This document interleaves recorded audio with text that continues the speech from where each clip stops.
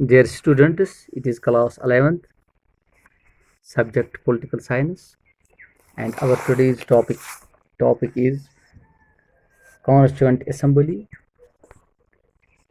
Problems of Acceptance. जैसे कि हमें मालूम है कि इंडियन कॉन्स्टिट्यूशन जो है इसको it was enacted on January 26, 1950. Enact का मतलब यानी it was brought into practice 26 जनवरी 1950 को इसको प्रैक्टिस में लाया गया और इसी वजह से इसको इस दिन को हम सेलिब्रेट करते हैं एज रिपब्लिक डे. तो बेसिक क्वेश्चन ये है कि वक्त गुजरने के साथ साथ अब हमें ये सोच लेना चाहिए या हमारे दिल में ये ख्याल आ भी सकता है या नहीं आया, क्यों नहीं आया कि 50 साल के बाद भी क्या हम इस कॉन्स्टिट्यूशन में इस कॉन्स्टिट्यूशन में कभी खामियां तो नहीं रह गई. So the constitution was not, क्योंकि कॉन्स्टिट्यूशन जो था it was not based on consensus. So do we not read revive, क्योंकि ये जो कॉन्स्टिट्यूशन उस टाइम था एक कंसेंसस नहीं बनाया गया, तो क्या शायद हमें इसको रिवाइव करने की कहीं ज़रूरत तो नहीं. सो ये जो इंडियन कॉन्स्टिट्यूशन जो बनाया गया, the experience of Indian constitution is different because of the different regions. यानी इसके बहुत सारे वजूहात. और the last half a century, Constitution has been revised for several times. और किसी भी पार्टी ने इसके मुतलिक, इसकी लेजिटिमेसी के मुतलिक कभी किसी शक की निगाह से नहीं देखा इसको. ये जो कॉन्स्टिट्यूएंट असेंबली जो कि पीपल ऑफ इंडिया को रिप्रेजेंट करता है, even though it was based on limited franchise, it represents a fair geographical share of members from all areas of the country. यानी कि पिछले चैप्टर में मैंने आपको ये भी बताया कि उस टाइम सभी लोगों को कॉन्फिडेंस में नहीं लिया गया, किसी खास तबके को, किसी खास हिस्से को इसमें वो शेयर दिया गया ताकि इसमें वो कॉन्स्टिट्यूशन बनाए, ताकि वही लोग कॉन्स्टिट्यूशन बनाए और वही इसको रिप्रेजेंट कर सके. लेकिन फिर भी खुशी के सभी लोगों ने इसको एक्सेप्ट किया. और ये दो रीज़न्स थे. और तीसरा रीज़न ये था कि ये जो असेंबली थी इसमें ज़्यादातर मेंबर्स किसके थे, इंडियन नेशनल कांग्रेस की. इंडियन नेशनल जो कि आज भी हमारी एक नेशनल पार्टी है, उस टाइम सिर्फ ज़्यादातर यही पार्टी थी, इंडियन नेशनल कांग्रेस. क्योंकि यही इंडियन नेशनल कांग्रेस वही पार्टी थी, कौमी पार्टी वही थी जिसने कि फ्रीडम स्ट्रगल को आगे बढ़ाया उस वक्त. There were even representatives of non-Congress parties, and Congress itself was a diversified group. Congress के अलावा भी कहीं एक दो ग्रुप्स थे और कांग्रेस में भी मुख्तलिफ सोच रखने वाले लोग थे.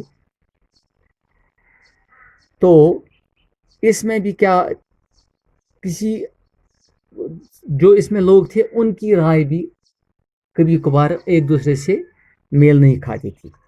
और तीसरा जो मेन रीज़न ये था कि कॉन्स्टिट्यूएंट असेंबली जो थी इसको जो ये जिस हिसाब से इसको बनाया गया, इसको एक सेंसिटिविटी टू द कॉन्स्टिट्यूशन, यानी कॉन्स्टिट्यूशन के मुतालिक इसको ये कॉन्स्टिट्यूशन जो बनाया गया इसको बहुत ही मुकद्दस समझा गया उस टाइम.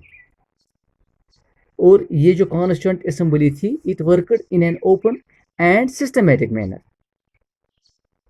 और जब भी कहीं वहाँ पे कोई डिसीजन दिया जाता था it was based on consensus.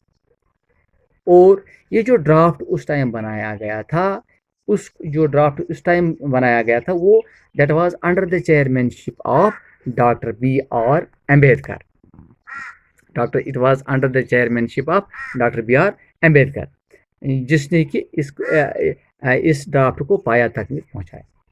और उस time several rounds of negotiations, discussions, amendments took place. और हर बार इसमें मुख्तलिफ डिबेट्स भी हुए اور یہ جو کانسٹیٹیوشن ہے it's in 12 volumes and provides the rationale behind representation of the constitution. یعنی اس کے مختلف والیومز ہے تو کبھی کبھی اس کو مختلف وقت میں اس میں کئی قانون بھی بھر دیے گئے. تو اس حساب سے یہ ایک کانسٹیٹیوشن جو ہے یہ ایک مکمل ایک کانسٹیٹیوشن ہے.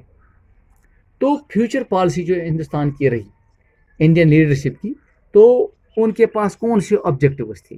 بیسک ان کے پاس جو آبجیکٹیوز تھے وہ اس انڈین لیڈرشپ کے پاس اس ٹائم وہ 3 آبجیکٹیوز تھے.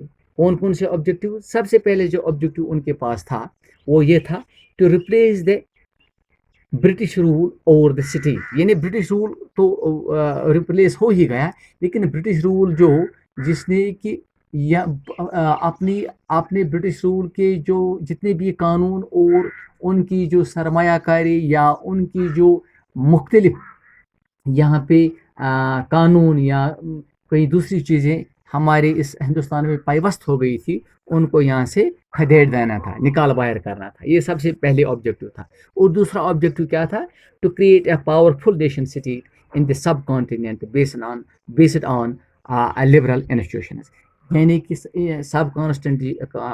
سب کانٹیننٹ جو تھا یہاں پہ ہم اپنے اس ٹائم میں جو کانسٹیٹیوشن بنایا گیا وہ اس حساب سے بنایا گیا کہ جو یہ ہمارا ملک تھا اس کو سب کانٹیننٹ میں ایک پاورفل ایک طاقتور ملک کے طور پر ابھارا جانا چاہیے تھا. یہ بھی ایک آبجیکٹیو تھا. اور تیسرا آبجیکٹیو کیا تھا؟ To develop the productive capacity of the people. یعنی اس کا کیا مطلب ہے؟ The Constitution was actually adopted on 26th of November 1949. اور اس ٹائم جو کانسٹیٹیوشن تھا اس کو کتنا ٹائم لگ گیا؟ لگ بھگ 2 years 11 months and 18 days اس کانسٹیٹیوشن کو بنانے میں. تب جا کے یہ ایک بہت مکمل ایک کانسٹیٹیوشن بن گیا. تو گاندھی جی نے اس ٹائم کیا اپنے ایک سپیچ میں کہا کانسٹیٹیوشن کے متعلق ہے کیا اس نے کیا بتایا؟ اس نے بتایا تھا اس time I shall work for an Indian in which the poorest shall feel that it is their country in whose making they have an effective voice. یعنی کہ گاندھی جی نے اس ٹائم یہ کہا کہ میں چاہوں گا کہ ہمارے ملک میں ایک ایسا کانسٹیٹیوشن بننا چاہیے کہ یہاں پہ جتنے بھی غریب ہوں گے ان کو یہ لگے کہ ہم اپنے ملک میں رہ رہے ہیں اور ہماری جو آواز ہوگی وہ کسی کے قانون تک پہنچنی چاہیے. اور women will enjoy the same rights as men I shall be satisfied with nothing else. اور عورتوں کا جو بھی یہاں پہ قانون عورتوں کے لیے جو بھی یہاں پہ قانون ہے ان کو لگنا بھی چاہیے کہ ہماری آواز بھی کہیں سنائی دے گی. تو اس لحاظ سے جو ڈاکٹر بھیم راؤ امبیڈکر تھا جو chairman of the drafting committee اس ٹائم تھی, تو اس نے گاندھی جی سے کہیں ڈس ایگری بھی کیا تھا.